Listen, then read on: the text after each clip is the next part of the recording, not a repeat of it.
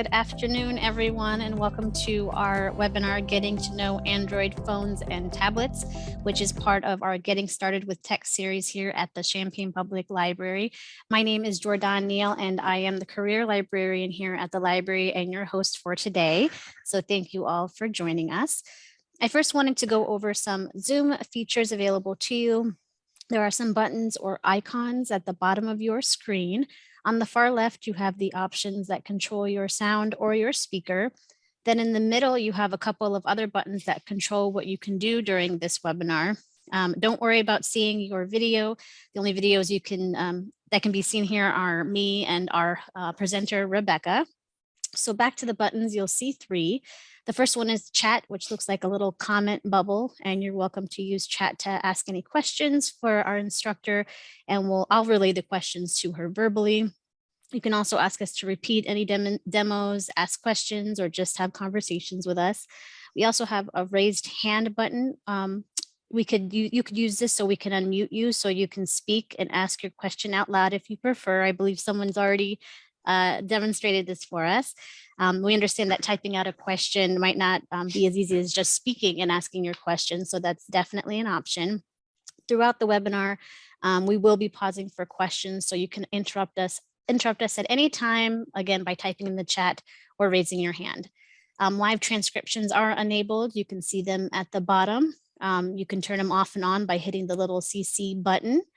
Let's see here. I will put a link to the handout in the chat in just a moment here, but I believe it's going to be sent out after the webinar as well. And they'll also include a link to the recording once that's public. And if you want to come to the library in person, we could also print out the presentation for you. So I think I've covered everything.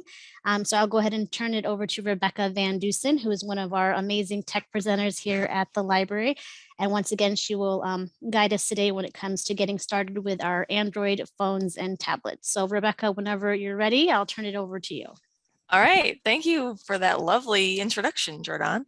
Yes, today we are covering Android. We will be demonstrating on the tablet today, but of course, if you have an Android phone, that's just fine. If you don't have an Android device, that's okay too. We have a lot of people that attend these types of workshops just to get a feel for these devices and see if maybe they want to purchase one in the future. So yeah, and we welcome, of course, any level of knowledge. Some people may just have gotten one and they're just wanting to learn how to use it, or there may be users that have had an Android device for a number of years as well. But let's go ahead and jump right in.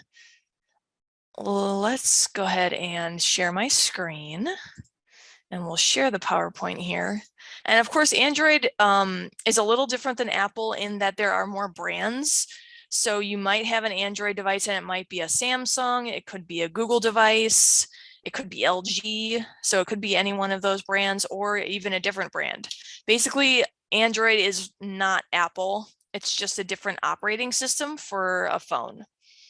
But I hope you're seeing my PowerPoint there. Yes, we can see it. Okay, cool. Let me get into the slideshow. All right, so what are we going to talk about today? We are going to talk about the phone buttons and tablet buttons for Android devices. Now, of course, your device may be different than our tablet, of course, but for the most part, a lot of these things will go across multiple devices. We're going to talk about the lock screen. We're going to talk about how to navigate the home screen. We're also going to talk a little bit about settings, the task manager, apps, and widgets. And of course, if you have any other questions too while we're doing the demo, feel free to ask.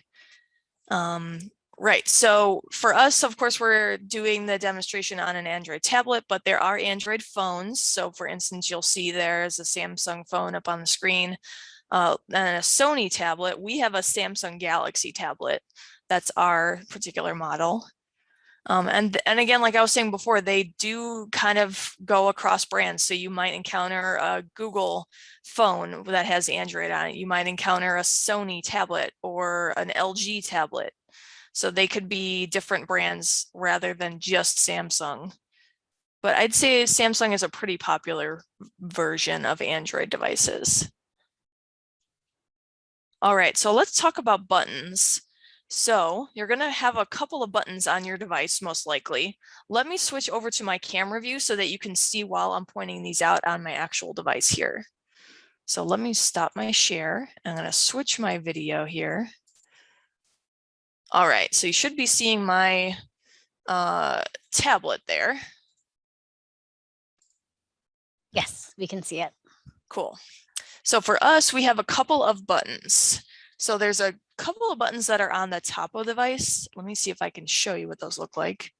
So yes, here, let me see if I can focus that a little bit. And of course, we have a Samsung. Let me focus that. It's a little hard to focus just because it's so up close, but there is a button here up at the top. And then sort of a button that's a little bigger. It's a toggle button. That's your volume up and volume down. And this smaller button here is our power button. So that's going to turn off or on our device. It's also going to wake our device up or put it to sleep. And we're going to talk about that in just a second. We also have a button at the bottom of our tablet here, right there in the center. That's a home button. Now that's actually a physical button on the device, but there are also a couple other buttons here that we'll be able to interact with by just touching on them. But those are flush. We can't actually feel the button. So we have our home button here. And then let me see if there's any other button on here. I don't see one. Yeah, so I just see the power and the volume button, and then our home button down there at the bottom. And of course, yours might be a little different. Your home button might be differently shaped. Your power button might be on the top of your device rather than on the side, like with ours. So just keep that in mind that they're going to be slightly different. Now, if you want to turn off your device, you would hold down that power button. So if I hold down my power button, I would have the option to either power off or restart. Or I can also turn this so that it's sleeping. So sleeping just kind of means that your tablet is still on, but the display is not on. So I just would tap on the power button to do that. And then I would tap it again to wake it back up. So let me do that. There we go. And now we're back up. So that's kind of a good way, maybe if you want to keep your device on, but you're not using it presently, and you maybe are doing something else, you could just put it to sleep, and then it will sort of save more of the battery. You won't have to worry about that running down. Any questions about buttons? I know we had one earlier that I hope we answered the question with. No questions at the moment. All right. Now, as we were saying before, we can turn our device so that it's sleeping. So let me do that real quick. I'm going to just tap on that power button. Now, when you turn your device off and you power it back on, or you put it to sleep and then wake it back up, you might encounter a lock screen.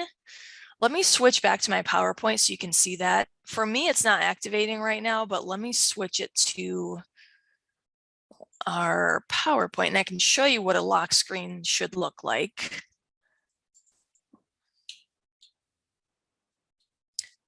Come on. There we go. So yours may look similar to this. It might say something along the lines of swipe screen to unlock. And you may have to enter something in to get into your device. So for instance, you may need to put in a passcode or a PIN. Some devices will also let you just enter it through your fingerprint. So you may have something called Touch ID or fingerprint identification. Some of the newer devices or more expensive devices may have that. Some devices also have facial recognition. So it may scan your face to make sure that it's you before it actually lets you into your device. And you don't have to have like a lock screen.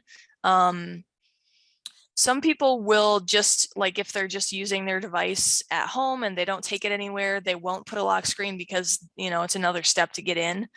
But I do recommend that if you take your tablet out or if you travel with it or anything like that, you probably do want to make sure you have some sort of security, whether that be a passcode or like fingerprint ID, whatever your device has on it, just so you provide that extra step first, like if you lose your device, or just so you keep your security there.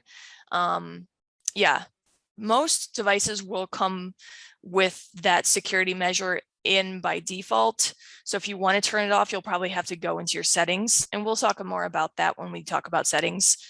For the most part, I do recommend that you have that on unless you really feel like you don't need it, just to protect yourself. You never know who could get a hold of your stuff. All right. So let's talk more about that home button. So your home button can do a lot of stuff. It can bring you to your home screen. So maybe you're inside of an app and you want to go back to your home screen. You can touch the home button and it will bring you back to that home screen. Let me switch to my demonstration and we can actually show that. So let me go back here. All right. So here's my tablet. Again, my home screen, or I'm sorry, my home button is right there. Yours may be in a different spot, or it may look different. But for us, maybe we're inside of an app, maybe we're reading something in Hoopla, and we want to get back to our home screen to get into something else.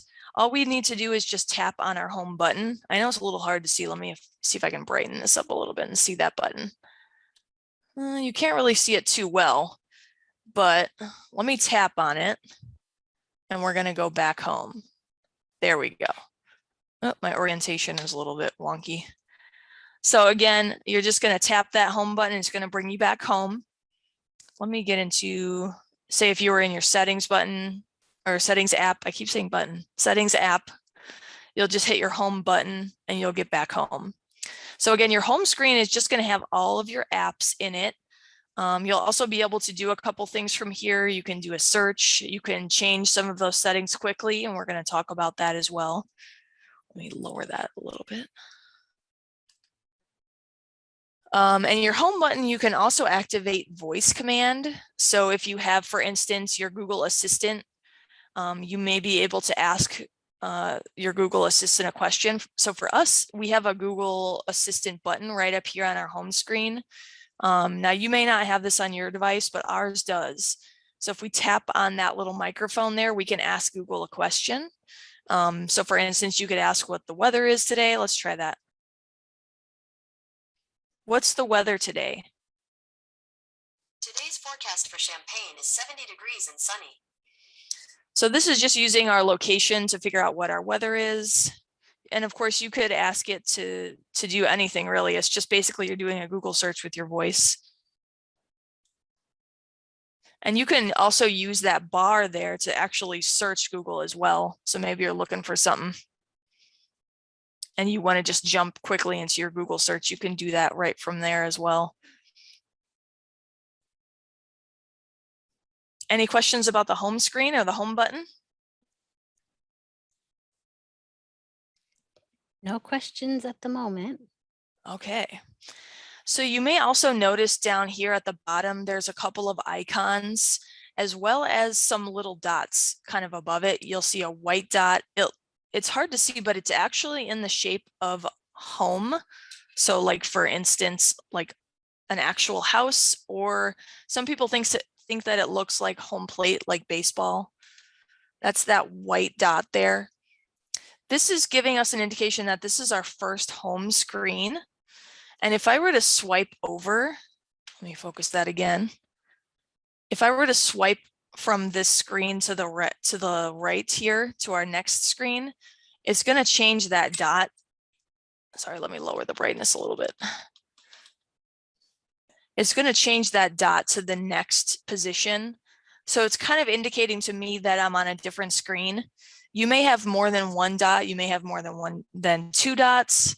It just depends on how many home screens you have. So you may have a lot of apps that you've maybe moved to a second screen or a third screen, and those will pop up down here. And as you rotate through those screens, that dot will change positions.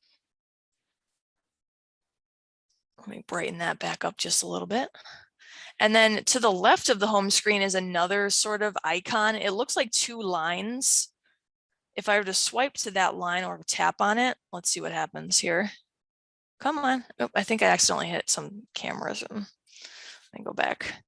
I think this is actually some sort of like, yeah, okay. This is not something we're covering, but it's called the Flipboard. I'm not an Android user myself, so I'm not quite sure what this feature is, but I think it may just be something that's native to some Android devices. And I can include more information about that if anybody has a question. I'll do a little more research and include that with the email that goes out later. But basically, that's just going to kind of give you a quick preview of where you are on your device. And then on the bottom here, you have apps that are more stationary. So if you were moving between different home screens, these particular apps would stay put as you flip through the screens. So it's kind of useful to put apps down here if you use them more frequently and you want to be able to access them easily. And of course, you can move these as well. We'll talk about moving apps, but all of this is really customizable. So if you wanted to move an app off of this area, you can. If you want to move an app onto that area, you can as well. So that's what's nice about smartphones and tablets. They're really customizable. All right. Rebecca, we do have a comment. Someone said info on the Flipboard would be helpful to me. Thanks. Oh, sure. Yeah, let me write that down so I don't forget.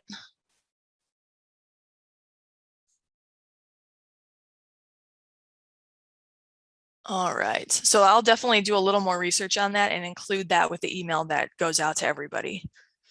Or I can even, if we have time, look up and see what it is after we cover everything today. All right, so let's talk about notifications next. So notifications are those things that you get like messages or like alerts from certain apps that you may want to look at. Android will consolidate them onto a notification screen. So there's a couple of different ways to see your notifications. So for us on our tablet, to see our notifications, we can swipe down from the center top of our screen. So if I swipe down from the center top, I'm going to see a screen that pops. Let me lower the brightness here. I'm going to see some icons coming up, and I also see notifications. So this is sort of a quick access menu where I can get into certain things, like I can change my volume or I can connect to Bluetooth, but I can also see my notifications from this screen. So for instance, it looks like we have a notification from YouTube, and I can also jump into our settings for my notifications. So maybe I want to, not see YouTube notifications anymore, or I want to see notifications from certain apps. I can change that in my settings right from here. You can also do it from your lock screen. Let me see if my lock screen is going. No, okay. I'm not sure how to get that lock screen back. I think after you open it up, it like doesn't need your information anymore. Let me see. I'll have to look that up. But basically on your lock screen, you'll see a couple of small icons, and this is in the PowerPoint as well. And you basically just tap on those icons and that's going to get you to your notifications. But the way I do it that's easiest is just to swipe down from the center middle of your home screen and you'll get that notification bar that pops down. Any questions about notifications? No questions right now. Okay. Let's go ahead and jump into settings. So let's talk about settings. So settings, of course, are going to be things that you can customize. So for instance, you can change your background wallpaper, you can change your volume, connect to Wi-Fi. There's tons of stuff in settings. We're not going to cover everything. We're just going to cover a few things. But I recommend on your own time that you go into your settings menu and just explore, because it's really going to do you a lot of knowledge. Because of course, as we scroll through, there's just so many things I could click on and get into. And let me show you how I got into settings. Excuse me. Let me take a drink of water here.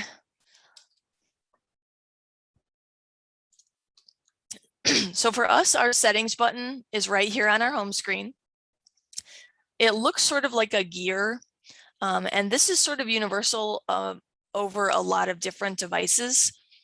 So if you have a different version of Android or a different device, yours may look slightly different than ours, but for the most part, it will look like a gear.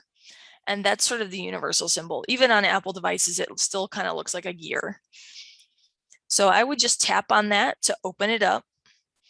And then it's going to take me into my settings menu where then I can go and explore, change settings, etc.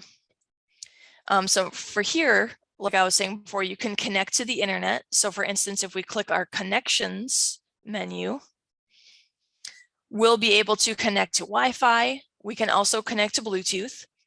So right now we're connected to Champaign Public Library just because we're here at the library. But if I tap on Wi-Fi, any other network that I could connect to would pull up in a list here.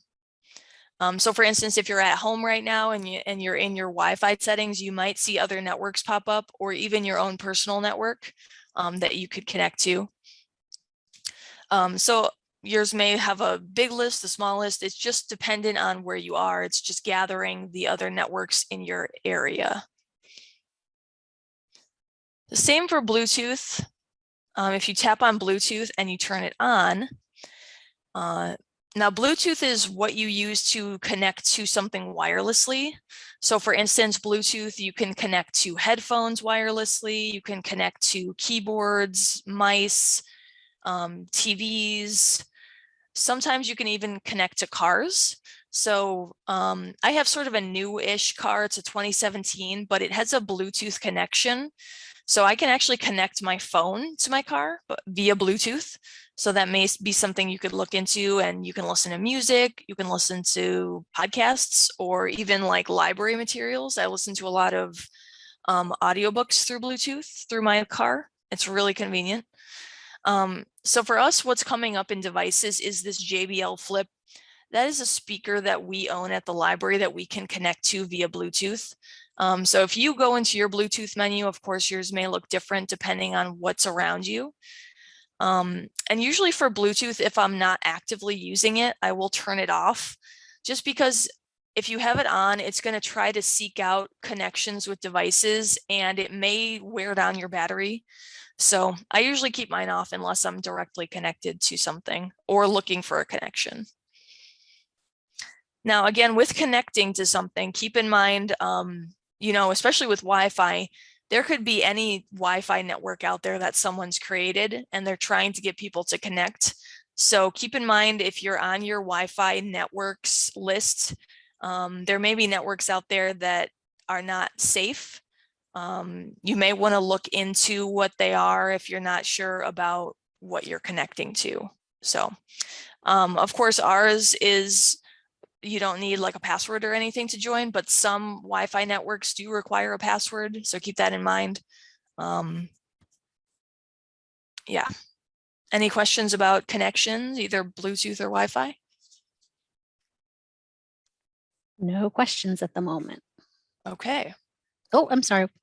I see one just came in. I see an icon shaped like a lock. Who is secure? Yeah, so if you're, for instance, in your Wi-Fi connection settings, you may see a network that has a lock on it. That usually indicates that that network needs a password to enter. So you may have to enter the password that the Wi-Fi is set up with to connect. Now, of course, some Wi-Fi is public, like for instance, if you walk into the library or like a Starbucks or something, you may find just like free Wi-Fi. But again, keep in mind that if you're connected and it's no password, that means that anybody can connect. So keep in mind if maybe you're doing something with personal information, or like maybe you're trying to connect to your bank's website, I maybe would think about not doing that on a public Wi-Fi network. You may want to do that on your secure network at home. So yes, a lock will indicate that you need a password to join, if that helps answer that question for you.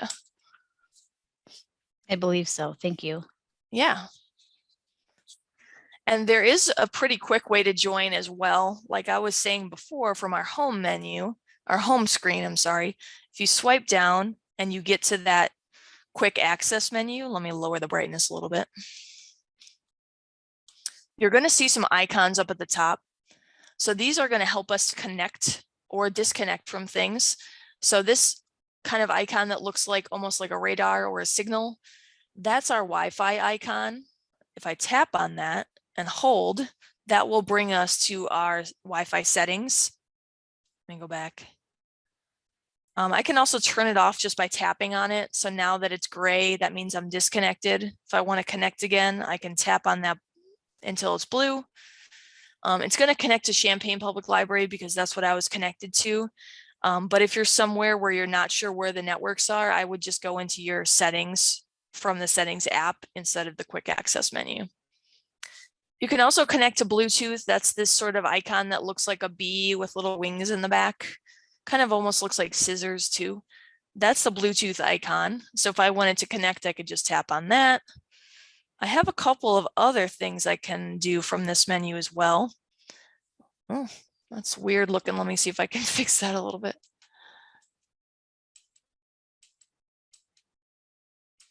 There we go. That's a little better. So of course you see my Bluetooth. I can actually turn on airplane mode as well. I can turn on a flashlight, do not disturb, blue light filter, and I can also adjust my brightness of my screen by swiping this. So I can, let's see if it will let me here. There we go. I can adjust my screen brightness.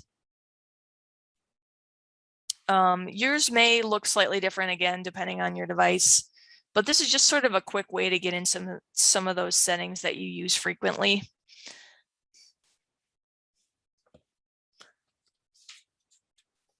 And then I think that's all I have to cover with the quick access menu. Yes. And you can also, of course, adjust your screen brightness from your settings menu. If you go into your settings and then you go into your display, then you'll see this slider bar here that you can adjust bright or dark, depending on what you like. Now, if you have your screen brightness all the way up, keep in mind you might be running through your battery pretty quick just because it's taking a lot of power to keep it lit up. Usually if I'm not needing it too bright, I'll keep it in the middle or down lower, especially when it's at night. I like to keep it lower just because it helps my eyes. So yeah, there's a lot of things you can customize as well. You can customize screen timeout. So screen timeout's pretty useful if you're using your device for a lot and you want to keep the screen from going to sleep. You can change that here. So for us, we have it after 10 minutes of no activity, it will turn itself off, but you can change it as well. Maybe you want to change it to 5 minutes or even 15 seconds it goes down to. I usually leave that one at the most I can when I'm doing the webinar, but I usually want to make sure that it will go to sleep eventually because otherwise it's just going to be using up my battery. But again, settings are customizable, so it depends on you and what you like to do. Any questions about settings? No questions, but I am enjoying your descriptions of the icons, Rebecca. Thank you. Oh, thanks. All right, so let's go back home. I'm just going to tap on that home button. Oh, I think we do have a question that just came in, if you don't mind. Yeah. They're saying my wife's new Moto phone screen times out after about 30 seconds, even though the time is set much longer. Ideas for something else to change. Let me go into settings real quick and make sure I'm seeing the right thing. Display, screen timeout. Yeah, it should be under the screen timeout. If yours is saying 30 seconds and it's going much longer than that, I might check in and see if you can find a manual for your phone or see if you can check with the maker of your phone and see if they know why it's doing that. Because if it's saying, if it's saying something different than what you're experiencing, you might have to reach out to them and see what's up. That's what I would suggest, because without actually seeing your device in person, it's sort of hard to say. That's what's tough about Android is they're sort of different from device to device. So my version of screen timeout may be slightly different than yours. It's hard to say. But what I would do is definitely reach out to either where you bought your phone or the people who make it and see if they can tell you what's going on. Thank you. Yeah. All right, let me go back home here. So let's talk more about apps. So of course, apps are all of these little icons on our home screen that's going to let us run programs or, you know, for instance, get into our gallery for where our pictures are, or take pictures, or our calendar, maybe. That's another app that's pretty popular. But of course, to open an app, all you're going to do is tap on the app icon. So for instance, maybe we wanted to jump into Hoopla. Let's go ahead and do that. We're going to tap on Hoopla. And this is one of our apps that we have through the library that lets us read books, listen to books, watch movies, TV, and listen to music. I use Hoopla pretty often. But yeah, you just tap on the app to open it up. And I should say, if you open up an app and you click on the home button, the app is not actually closed. It's still running in the background. So keep in mind that if you have a lot of apps open, that it may run down your battery. There is a way to open a task manager so that you can close apps. So let's talk about how to do that. So from our home screen, we're going to tap on the task manager button. So let's see if we can get that activated. So on the side here, for us, let me see if I can zoom in a little bit here. It looks like, let's see if we can focus that a little bit. So of course, this is our home button, but this button here is our task manager button. And depending on your device, it may look different. It may look like lines. It may look like, I think there's one that looks like just a square. Some devices look different, but usually you'll see a home button, an arrow, or sometimes a triangle, or like a square button. So usually the square button is our task manager button, and that will help us jump between apps or close out of apps. So let's touch on that and see what it does. Let me focus this again. All right, so I'm going to tap on our task manager and see what apps I have open. So now I have my task manager screen open, and these are the apps that I have open currently. If I wanted to close all of the apps, I could click close all. But if I just wanted to close maybe one or two, all I have to do is swipe up on the app. So let's go ahead and do that as an example. So just to close them out, you just swipe up, swipe up. Now yours may be slightly different. It might have an X button in the corner or something like that. That will help you close it as well. If I hit close all, that will just close all of them out. Let me open up a couple apps again and show that you can also flip between apps. Let's go into some of our library apps here. So sometimes I use Task Manager if I'm inside of an app already and I want to switch to a different app quickly that I know is open already. So let's say we were inside of Hoopla and we were looking for a movie and we were wanting to get into Canopy. Let me hit Task Manager because I know we have Canopy open already. And now I can just jump into Canopy by tapping on it. Now, of course, this only works if you know that that app is already open and running in the background. So you can switch between apps that way. So it kind of saves you time. You don't have to hit home and hunt for the app you're looking for. You can kind of just pop between them using that Task Manager button. And of course, to close them out, again, I'm going to swipe up or hit close all if I wanted to close all of them. You'll also see some apps down here at the bottom. Let me see if I can lower the brightness here.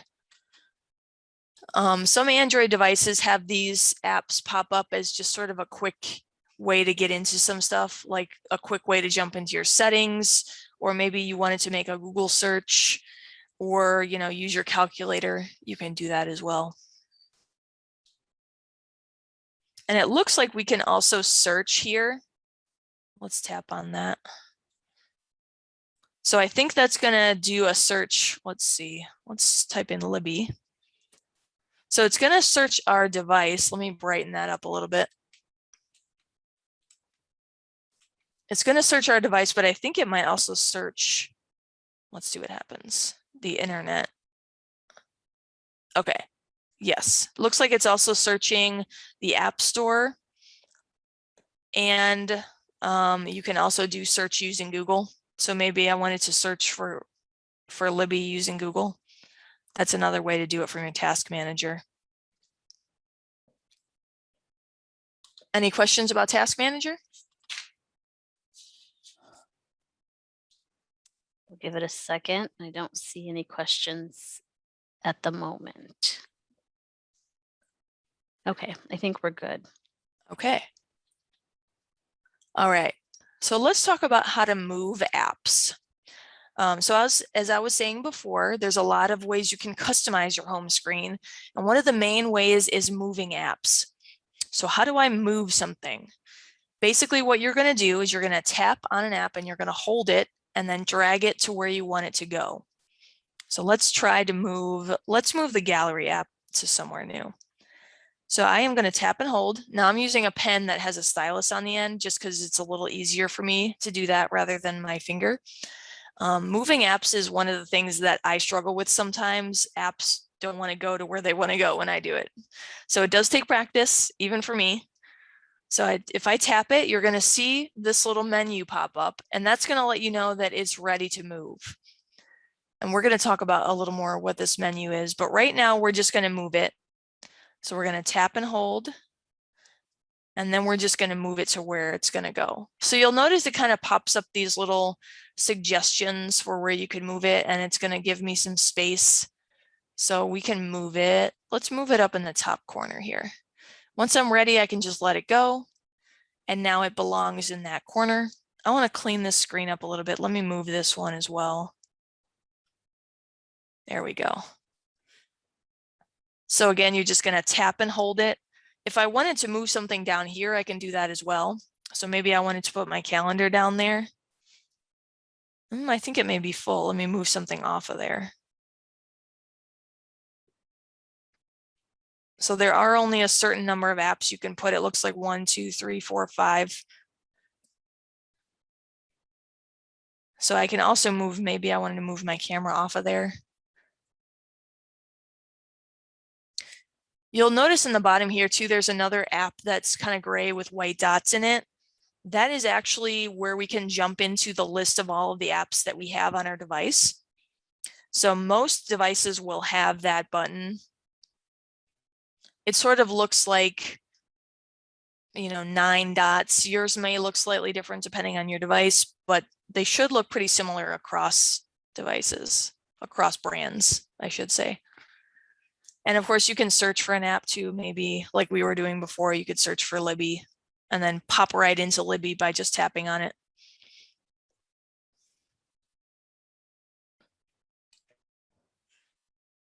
You can also create a folder.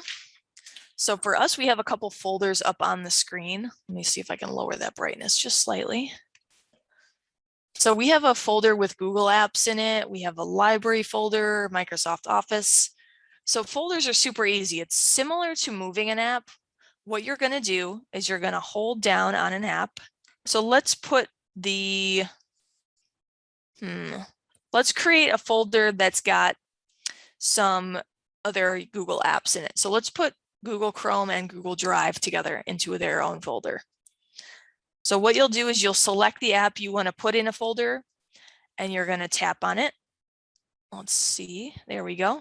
And then we're going to move it right on top of another app and let go. And now you'll see that those two apps are in their own folder. And of course, we can name our folder as well. So we could name this, oops, I want to say Google Apps, and then hit done. And now our folder is called Google Apps. And of course, we could change that again if we wanted to. And then I just tap on the outside of the folder to get back home, or you can tap the home button. And if we wanted to delete the folder, all we need to do is just move the apps out of the folder and it will delete itself. So let's see if we can move those out of here.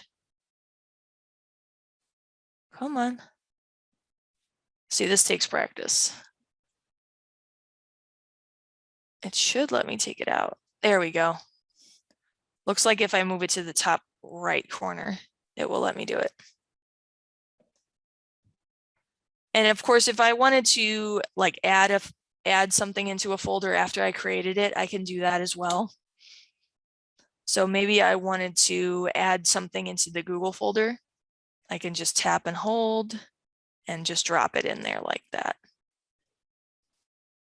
And then of course I can see it there and I can adjust where these are as well. Maybe I wanted to move this to the top of the list. Then I could do that and hit home when you're done and it should finish creating that folder for you. Any questions about folders or moving? I do have a question about preloaded apps. So they said my Galaxy tablet came preloaded with a lot of apps that I don't think I'll ever need. To clear drive space, I want to remove some, but I have heard that removing some apps will cause operating problems. How can I, so I'm trying to scroll here. How can I tell which apps are safe to uninstall? That's a good question. I think that Android probably has a list, probably on their support page about apps that you would want to make sure you don't delete. Usually with smartphones and tablets, they don't allow you to delete apps that are essential.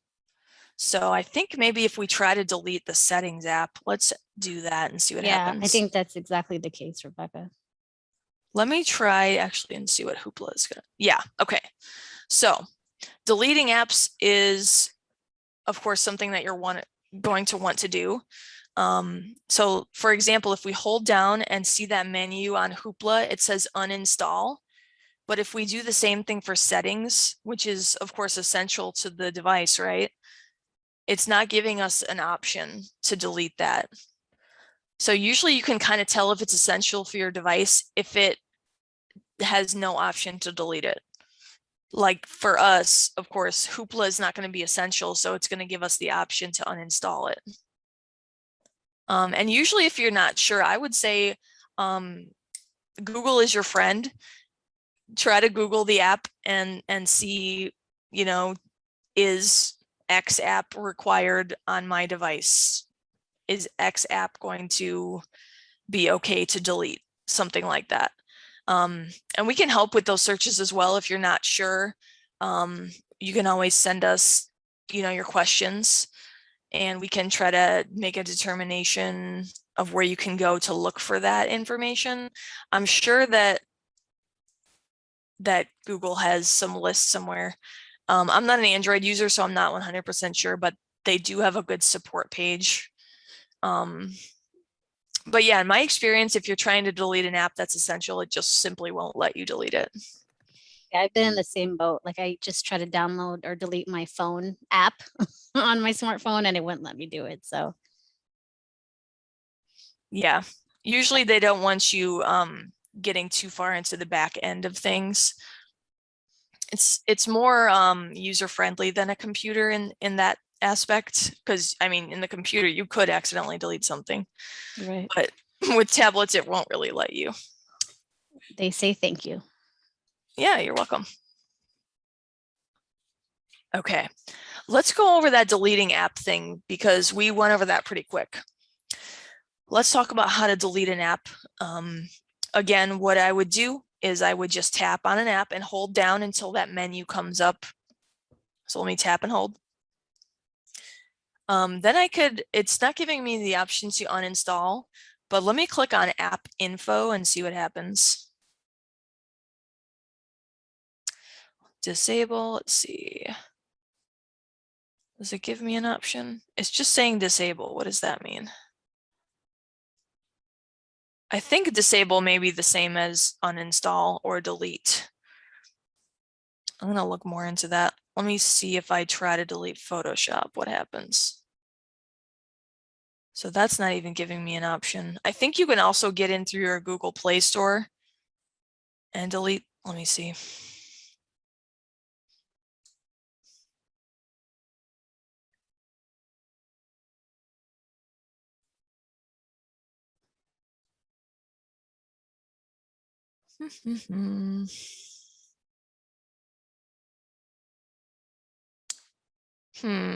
Library. This doesn't seem like the right way. How do you delete apps, Jordan? Is this the way you do it? Like if you don't physically hold down on it and click delete? Or I go into my settings and go to the apps that Settings. way. So you can search apps or find apps. So then if I tap on one, say our Champaign Public Library. Here we go. Yep, you're right. Okay. So that's a good way. You go to settings and then you go to apps. And then you select your app and it should pull up another menu. So it looks like this is saying disable rather than uninstall. So I'll have to look into the difference between disable and uninstall. I think with uninstalled, it's removed from the device altogether, but if it's disabled, it's still in the device, but it's not functioning or enabled. So I don't know if that's helpful, but I wonder if it's because maybe these apps came on the device, like for instance, Excel maybe was on here already, and that's why it says disable. Right. That would be my guess. Because if I go to like Instagram, it's letting me uninstall. Yeah, So I don't know about iPhones, but the same thing. I've had a lot of preloaded apps on my device when I first got them. So yeah, there's a couple apps on mine that I don't use, like stocks and like, I don't know, there's a couple on there that I don't really use. But yeah, what I usually do is I just kind of tap and hold and then hit uninstall. Or like Jordan was saying, you go to settings and then you'll go down to apps and then you'll tap on your app and then tap uninstall and that will remove it. Okay, let's go back home. Okay, so now we've learned how to move apps and delete apps. Let's talk about how to get apps on your device. So if you're on an Android device, you're going to go to the Google Play Store, which for us is right here at the top. It kind of looks like a play button, like an arrow. Well, let me lower that a little bit. It's a sort of a colorful looking arrow. Depending on your software you have or your device, yours may look slightly different, but for us it looks like that, and it says Play Store right underneath. So I'm going to tap on that. And of course we were just in here, so we're on apps right now, but you can go between these menus at the bottom. If you're wanting to look for an app to install, you'll go to the app menu. And then of course we can either browse, so we can browse for an app to get, or we can search. So maybe we're searching for, I know we already have it, but we can search for Libby, for instance. Now ours says open because we already have it on our device. Let's find an app that is not already on our device and see if we can. Yes, okay. So Canva is a pretty popular app. We even use this here at the library. If you don't already have it, it's going to say install, and you would just tap on that. And now our download is pending. Looks like it's going to download in a second. Once that's done, your open button should light up green, and then you can open the app right from there. If your app costs money, it should tell you how much it costs. Let's see if we can find one that costs money. Featured apps. Let's see, categories.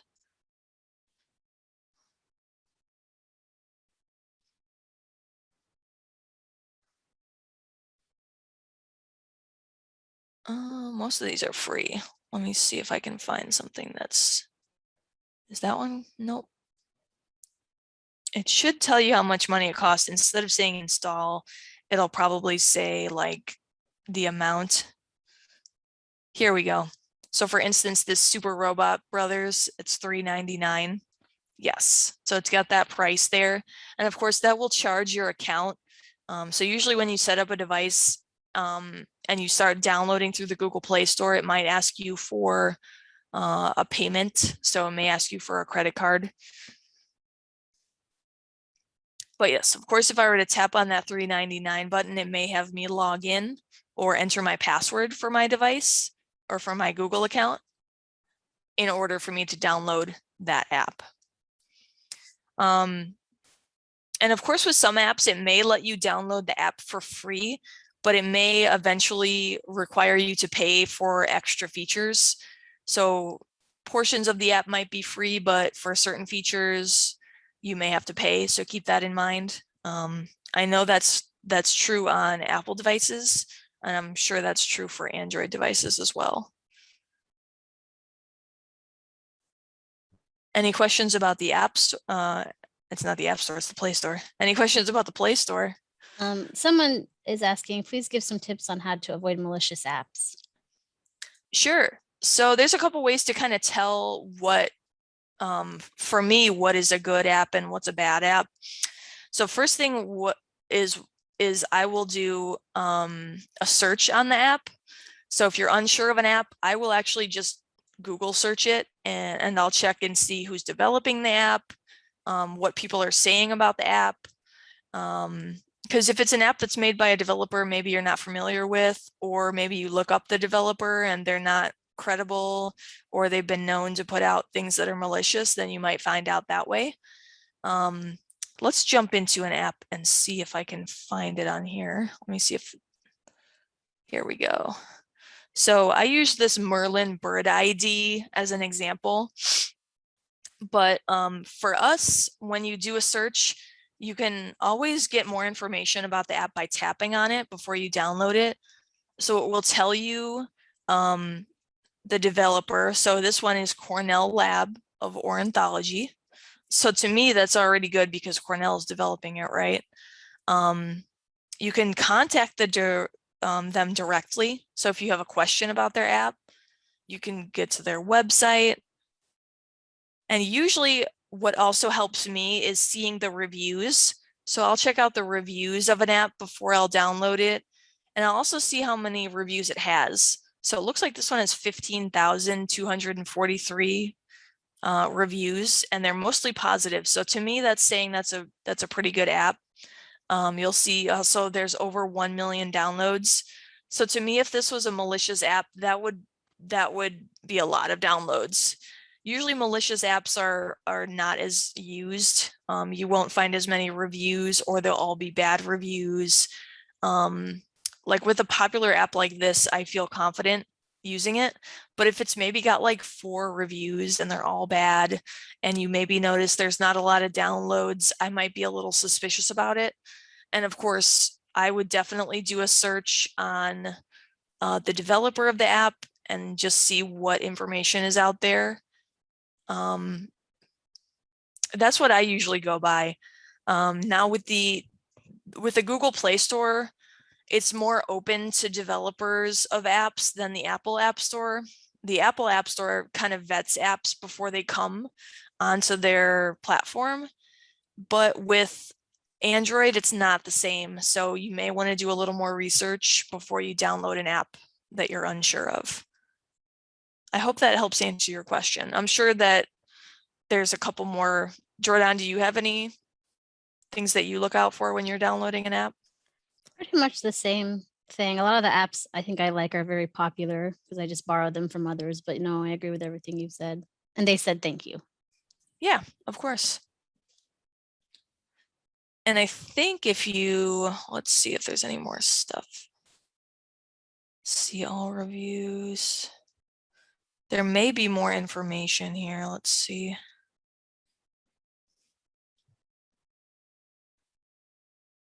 So it looks like it's giving us a little description of the app. Some apps will also say what information they're using. App permissions. So the app permissions is basically like if it asks for your location, for instance, or like information that it's using on your phone. So that might be useful as well. Like if you're on an app and it's using your location and you're like, well, what does it need my location for? If it's just a coloring app, why does it need that? I would be a little suspicious. But of course, this one's a Merlin photo or bird ID. So it may need the location to kind of coordinate where you are to identify something. But yeah, I would be suspicious if it was using something that didn't make any sense for the app. All right, unless there's any more questions about installing apps, we'll move on. No questions at the moment. All right, let me go back home. So there is one more thing I want to cover today, and that is something called widgets. So widgets are sort of like an app that you can kind of put on your home screen that will give you sort of a quick access to information. So for instance, you can get a weather widget or a calendar widget, and that will kind of give you a quick preview of something without actually having to open the app. So widgets, let me actually see if we have some. Yes, here we go. So it looks like we have a widget for, let me lower this a little bit. We have a widget for Hoopla, and we have a weather widget on here. So you see our weather and the Hoopla widget. And these are also customizable. So you can customize the size and the placement of widgets. So let's talk about how to add those on. So basically what you're going to do is from any home screen, you'll tap and hold on an empty spot. So let's tap and hold on an empty spot on our home screen here and see what happens. So now what's coming up is a screen where we can select something. So for us, we're going to do widgets. And that's going to pop up a menu that we can browse widgets that we can add. And then we can select it and decide what size we want. So let me find a widget that we can add. Oh, looks like there's an overdrive widget. Let's add a widget for clock. That's a pretty simple one to do. I already have the weather one on there. Otherwise, I would have added that one. But let's add a clock. So let's go ahead and tap on that. And then it's going to allow me to decide sort of what it's going to look like. And this number here next to the description is going to be how much space it takes up. So 2x1, 2x2, 2x1, or 4x1. So that would be 4 spaces in a row and 1 space in a column, or 2x2 square. So let's do the 2x2 one. So we're going to touch and hold, and then we're going to decide where we want it. Let's do in the top corner. See how it's taking up a 2x2 space also. So keep that in mind. And then I'm going to let go. And then it's going to be up there in the top corner. I can hit the home button, and now it will be stationary. So that's kind of a quick little preview of the time. Now, of course, I have the time up here in the corner, but some people, you know, maybe they want their weather app. I know on my iPhone, I have widgets as well, and I like to have a weather widget just because it's really easy to just quickly see that. I can see the temperature without having to open up the app. Let's actually put the weather widget on the front page here. I'm going to tap. Let me see if we can move that. Okay, so that looks like a 4x1 since it's taking up a large space. Let me see if I can lower it. Oh, that's kind of cool. You can change the size, so then I can maybe put some other apps up here. And of course, this will rearrange all the apps that you already have on your device, so keep that in mind as well. Oops. But you'll see up there, I have my weather, quick access to what temperature is, and I can tap on that, and it should bring me to more information about the weather.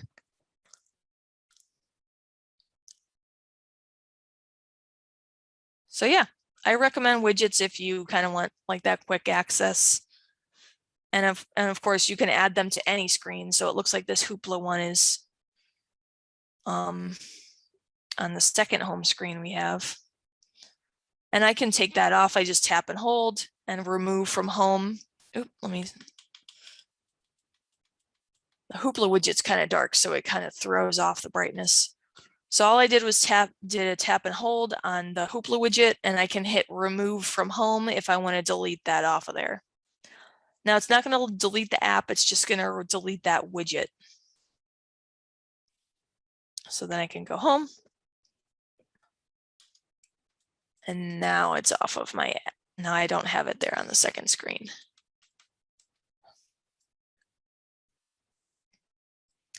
Any questions about widgets? I don't see any questions right now. Okay. And yeah, of course, you don't have to add widgets. They're not a requirement. They're kind of just an extra setting that people like, or extra feature, I guess. Let's see if I can even make that smaller. I wish I didn't have that little updated thing. That would be nice.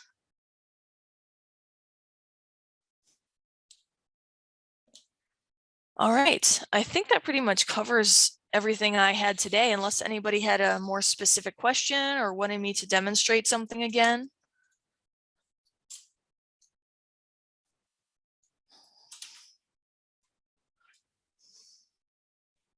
So yeah, feel free to enter your questions into the chat or raise your hand and we can unmute you and you can speak and ask your question. Yeah, let me jump back into my PowerPoint as well. We do have a couple of links for some additional resources. So let me see if I can jump into those.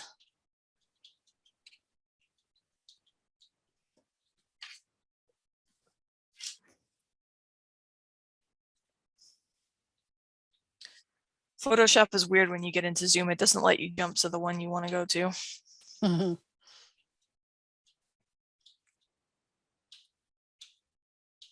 All right. So Google has an Android help page that I've linked there. And usually if you have a specific brand device, they will also have a help page. So for instance, Samsung or LG or something like that, they will usually have their own help page for your specific device, because of course Android could be any one of those brands. There's also a website called gcflearnfree.org, which is a super useful sort of tutorial-based website. So it gives you sort of basics on things like Android. It also has basics for if you're trying to learn just about computers, or it even has like a typing course you can kind of take on there. So yeah, Android Basics is on there. That's kind of some of the stuff we've based these handouts on, is what's on GCF Learn Free, and they're super useful.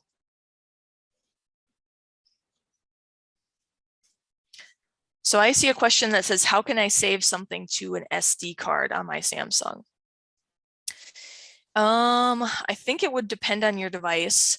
I know that sometimes if you go to save something, you have the option to put it on your SD card, like as you're in the process of saving it. But let me see if I can find out. I'm not a Samsung or an Android user. So let's see if I can find out.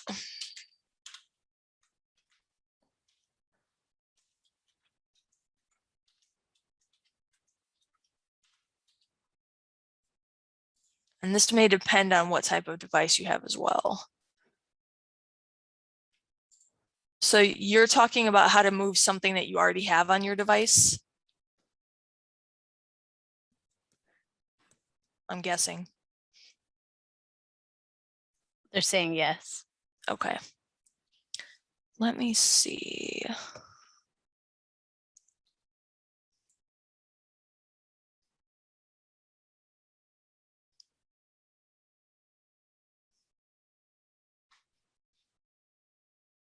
I think it depends on the device.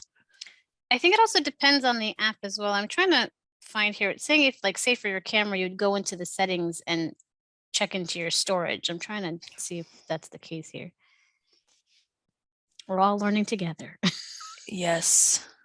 Let me see if I can find out on this.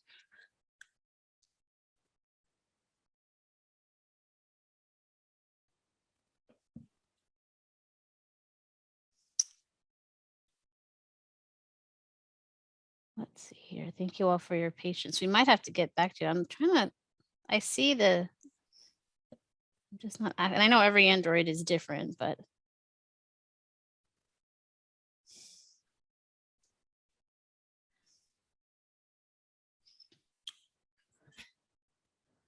let me switch over my video and see if we can, because it, according to a website I was looking at, it says if you go into your settings, so we're on our settings, let me lower the brightness a little bit. And we go down to apps. And then we look for my files. So this is just listing all of our apps, my files. And then you may have something in here that says like my device or storage. We don't have an SD card in here, so I don't think we have the capability of moving something over. So I may not be able to show you, but I can look up information and send it to you. But usually what you can do is you can select what you want to move over and then select your SD card. So check in your My Files under the apps, under My Apps, under settings, and see what that's showing you. And what I would do is just use a test file. So maybe take a picture of something that you're not worried about losing, just as a test, and see if you can move that over to your SD card and see if that works. That way you're not worried about losing something you might want. Because you may be, experiencing something slightly different than mine. I wouldn't want to tell you the wrong thing, but I can send you some info after class as well.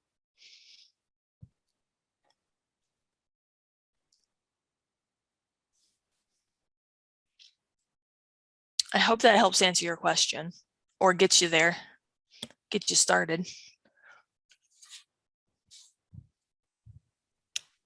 yeah, what I'm finding is I have an SD card, but it's talking to me about, it's this whole external storage transfer thing, but apparently I haven't really set up my Samsung account right there because I default to my Google World. So that's just my personal preference. Sorry.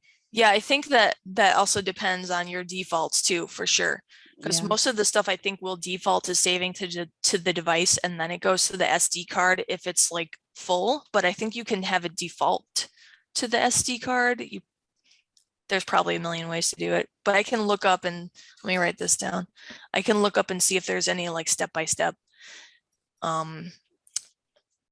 way that you can do that. And then someone's asking, can you go over widgets again and how to get the clock or get to the clock? Okay. So is that get to the clock widget or get to just the regular clock on your device? I'm sorry, somebody added a comment to the SD card. They said defaulting to the SD mini card would be great. So thank you for Rebecca for following up on that. And then I think they're talking about the clock widget. Okay. Because I've helped a lot of people because the clock on these are really small. So I'm guessing that person can clarify if needed. Yeah, let's do a demo of how to add that again. So to add a widget, all I'm going to do is tap and hold on an empty area. So I'm just going to tap and hold right here. And now this menu comes up where I can select widgets. So right here at the bottom. And then I have a number of widgets that come up. I can search for a widget. So maybe I'm searching for clock. And then I have my clock come up here, top left. And then I have the option to choose what type of clock I want. So maybe I want to do this one here. And then it says touch and hold widget to move it. Okay, I'm going to touch and hold. And now I'm going to put it down in the corner here. But of course, I could put it anywhere. I could put it right underneath this weather if I wanted to. And I'm going to let go. It looks like it automatically opened, but let me go back here. Huh. Oh, okay. I think what I did is I selected the alarm clock. So let me touch and hold. Clock. Let me do a regular clock. And then I can decide how I want it to look, customize, hit my home button. Why isn't it showing up there? That's weird. Let me delete one of these. Widget settings. Let me delete the weather one and see what happens. Huh. Let me try that again. Widgets, clock, digital clock.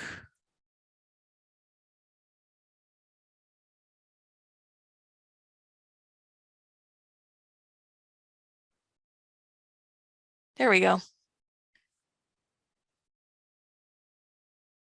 I can turn that on from there if I wanted to. So yeah, all I'm doing is tapping and holding on a blank space and then selecting widgets and then selecting the widget I want and then moving it where I want. So let's do a weather one. I want this one. There we go. And of course it does take practice. It takes me practice to move stuff around just because, I don't know, I'm not as dexterous. And of course I can tap it to get into my, looks like alarm settings or world clock.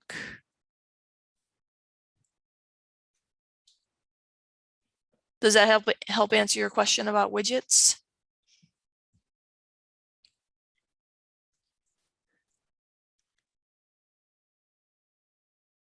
I think so. I haven't heard back yet, but. And I can put more information about widgets, and we have information in the handout as well, but I'll link to some stuff on widgets as well in the email. All right, any more questions? Rebecca, that was great. Thank you for that. Yeah. Sharing all that great information is very helpful. I'm also sharing, I have to filter through all these again, sharing the upcoming classes. So Yes. Let's go here. So next week we're going to cover Kindles. So if you have a Kindle or you're interested in getting one, it might be useful to attend that class as well. We're going to be covering Kindle Paperwhite and Kindle Fire. And then in November, we have our ebook classes and some internet classes. So we have Intro to Online Shopping, and then we have our e-library classes where we're going to cover Libby, Hoopla, Canopy.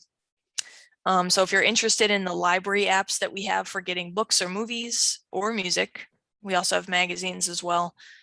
You can take those two classes that will cover all of that. And then we have Getting Started with the Internet Part 1, and that's going to follow into Internet Part 2 in December. We don't have those hammered out for dates yet, but that will be coming soon. And then I think that's pretty much it. I have Susan's info here, but you can also email me. I can put my email in the email or call any of us really and ask questions if you have them after class. Let me put my email here. So feel free to email me or Susan.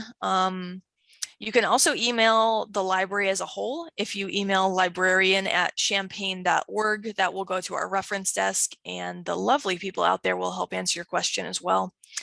And of course, you can always call us too. Feel free to call. We troubleshoot and ask questions or answer questions quite often over the phone. So if that's more comfortable for you, we can do that as well. And then I think there's another slide in here.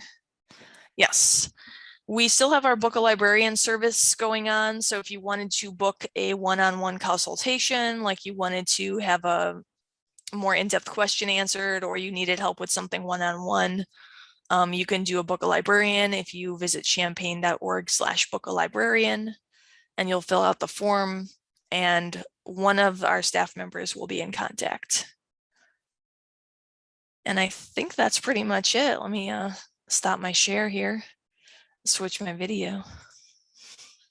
And someone saying, I really enjoy your classes. Thank you so much. Yeah, great. I'm glad to hear it. Well, thank you everyone for joining us this afternoon. I don't see Yes. any more questions or comments. Last call. Yeah, and of course, before we go as well, this recording will be sent out in email. So if you want to revisit it, feel free afterwards when you have that email. We'll also send the handout.